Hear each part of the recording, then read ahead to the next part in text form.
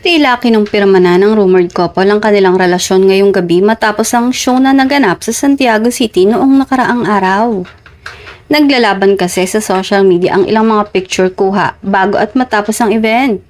Bukod sa matchy na suit ng dalawa ay halatang komportable na talaga sa isa't isa kung mag-usap at magbatuhan ng linya. Kinilig ang mga fans matapos ang selosan moment ni Kim at tila pagpapakilala na siya ang umano the one at Mr. Right ni Paulo. Confirm na taken na ang dalawa, sigaw ng mga fans. Soft launch daw ito ng kanilang pag-amin sa kanilang relasyon.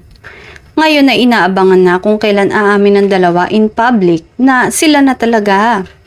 Samantala, hanggang ngayon ay top trending topic pa rin ng special announcement ng total gross o kinita tungkol sa movie sa ilalim ng ABS-CBN Star Cinema, ang My Love Will Make You Disappear.